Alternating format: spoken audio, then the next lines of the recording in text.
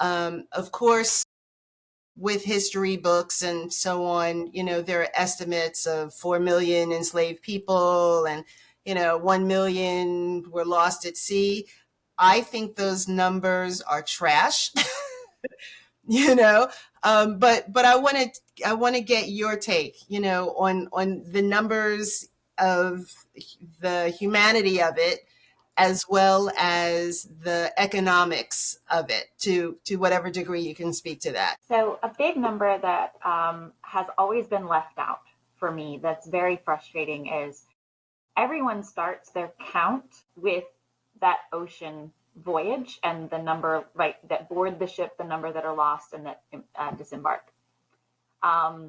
They leave out the part where it took 1 to 3 months for, right, enough people to be captured to be put on a ship, and they were held in absolute just horrible conditions, in dungeons and barracoons, and many people died right there on the coast of Africa, before ever boarding the ship, and those numbers are not accounted for.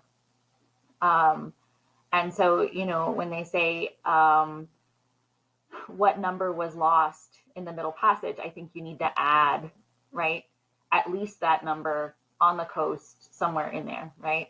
So, the numbers that I've seen that I feel a little better with is, they say 14 million in total coming across.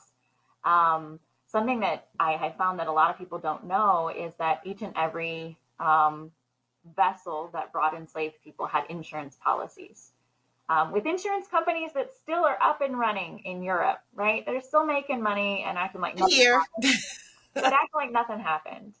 And they would insure each vessel, that they would reimburse up to a 20% loss.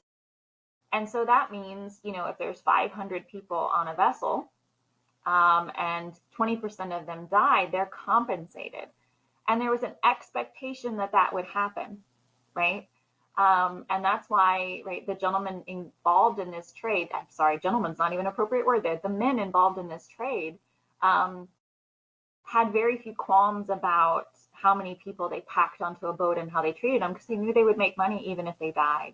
So when we talk about the cost, they were factoring in that loss. They were like, oh, that's fine. I'm going to lose 20%. No big deal. Just writing off these people.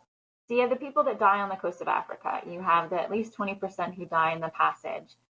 And then those that do finally make it. And we think about, so there was a really fascinating thing I read a while back about how they believe that the vessels, because people were committing suicide, jumping overboard, or they were throwing dead bodies over, that changed the ecosystem of the ocean, right, with sharks following the boats. So that's another scientific element of this. And then the biggest graveyards, of enslaved people are at the port. And those people did not get any kind of burial, funeral, anything. They were just thrown overboard right there at the port. So, all along the U.S. coastline, those are cemeteries.